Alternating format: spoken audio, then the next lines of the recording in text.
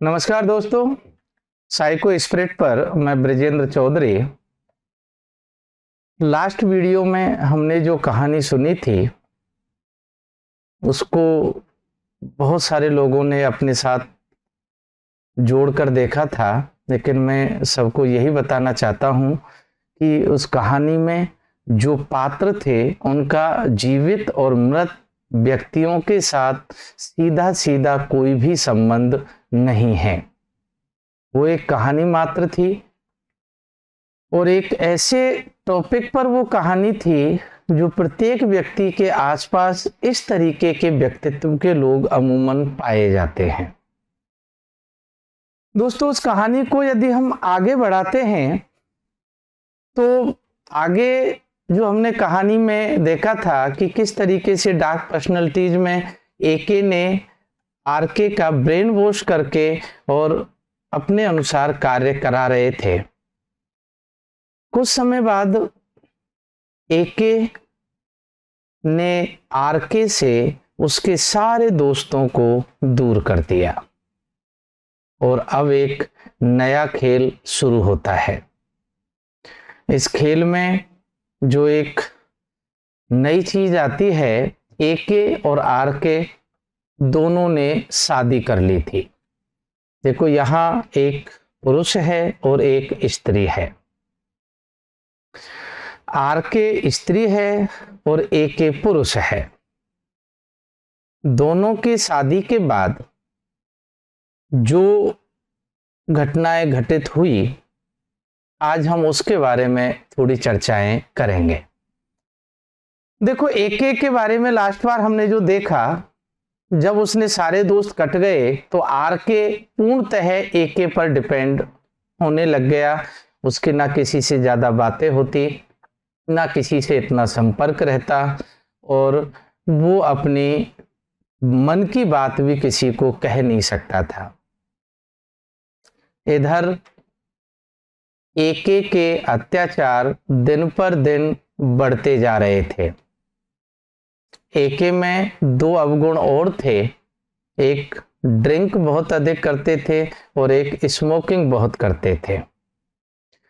एके जब भी शाम को ड्रिंक करके घर आते तो अपनी पत्नी आरके को, यानी कि रेखा कुमारी को, कभी थप्पड़ों से पिटाई लगाते, कभी बेल्ट से मार देते और जब वो रोती और तड़पती थी, जब गिड़गिड़ाती थी, जब उसके आगे हाथ जोड़कर मिन्नतें मांगती थी तो उसे बड़ा मजा आता था। एक अजीब सा सुकून मिलता था उसके मन को। और कई बार तो ये देखा गया कि जलती हुई सिगरेट से वो अपने पत्नी को दागने लग गए थे। उसको ये सुकून जो है, ये डेली सुकून प्राप्ति की ओर बढ़ता जा रहा था और डेली अत्याचार बढ़ते जा रहे थे। और ये अत्याचार अपनी पत्नी पर ही नहीं, अपने सराउंडिंग में भी लोगों के साथ वो इस तरीके के व्यवहार करने लग गया था। बाहर के जो लोग थे उनके गाली गलौज देना, आक्रामक व्यवहार करना, क्रूरता दिखाना, बात बात पे झगड़ा करना और झगड़े के बाद जो सामने वाले में स्ट्रेस आता था उसको देखकर उसे बड़ा मजा आता था। और कई बार ये देखा गया कि वो ये सब करते करते जोर जोर से हंसता भी था। आपको याद होगा डोंगरी का राजा मोगेम्बो, डोंग कभी रोंग नहीं होता और जो वो हंसता था, हा हा हा हा हा हा, इस तरीके से प्रवृत्ति एके में देखी जा रही थी। एके की प्रवृत्ति वैसे ही होती जा रही थी जैसे कि प्राचीन समय में राक्षस जब लोगों को परेशान करता, उनको उठा के ले जाता, राक्षस था तो उनको खा भी जाता था, नुकसान करता था और फिर हंसता था। वैसे ही प्रवृत्ति एके की देखी गई। दोस्तों, एके की ऑफिस में भी यही हालात थे। जो उसके सबॉर्डिनेट्स थे उनको तड़पाने में उसे बड़ा मजा आता। जब कोई गलती पर वो लोग उससे मिन्नतें मांगते, हाथ जोड़ते, उसके आगे रोते, गिड़गिड़ाते थे, एके को बड़ा मजा आता था।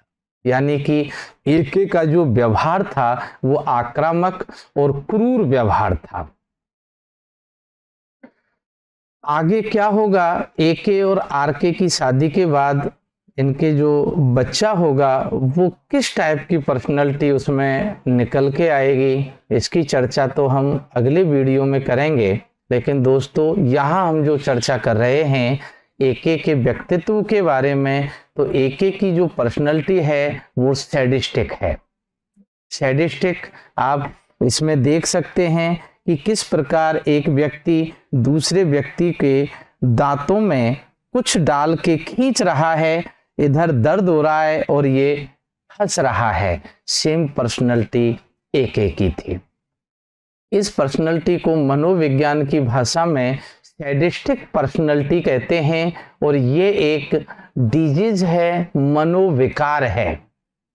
यानी कि सैडिस्टिक पर्सनैलिटी परपीड़क व्यवहार, परपीड़क व्यक्तित्व, जो दूसरों को दुख देने में जिसे मजा आता हो। जो सैडिस्टिक पर्सनैलिटी होती है ये अन्य व्यक्तियों के साथ बार बार आक्रामक और क्रूर व्यवहार करता है और ऐसे व्यक्ति दूसरे व्यक्ति को नियंत्रित करने के लिए इस प्रकार का व्यवहार करते हैं। और जब व्यक्ति इनकी इच्छा के विपरीत जाता है तो क्रूरता और अधिक बढ़ जाती है। यानी कि ये व्यक्ति भावनात्मक और शारीरिक दोनों प्रकार की हिंसा का उपयोग करते हैं।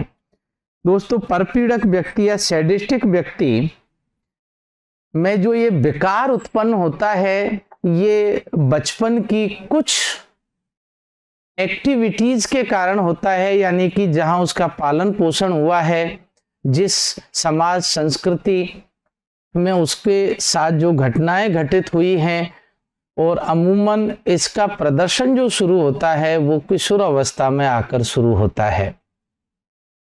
यानी कि इस प्रकार के व्यक्तित्व के जो व्यक्ति होते हैं वो दूसरे व्यक्तियों को हमेशा अपने नियंत्रण में रखना चाहते हैं। उसके लिए उन्हें चाहे भावनात्मक हिंसा का सहारा लेना पड़े, चाहे उन्हें शारीरिक हिंसा का सहारा लेना पड़े। जैसे कि एके अपनी पत्नी के साथ मारपीट करना, सिगरेट से दागना, कभी बेल्ट से मारना, अपने ऑफिस में लोगों को प्रताड़ित करना, उनके भावनात्मक हिंसा वहां पर वो करता था। पत्नी के साथ शारीरिक हिंसा का उपयोग करता था। अपने आसपास समाज संस्कृति में जो लोग रहते थे उनके साथ भी वो भावनात्मक हिंसा का उपयोग करता था। और कई बार उसका रूप इतना आक्रामक हो जाता था कि लोगों में उसका डर पैदा होने लग गया था कि ये कब कैसा व्यवहार करेगा पता नहीं। यानी कि आप एके की पर्सनैलिटी को उसी प्रकार देख सकते हो जैसे कि अमरीश पुरी ने डोंगरी का राजा बनके जो व्यक्तित्व निभाया था, या अन्य मूवियों में या प्राचीन काल में जो राक्षस होते थे वो जो पर्सनैलिटी थी उसे हम सैडिस्टिक पर्सनैलिटी कहते हैं।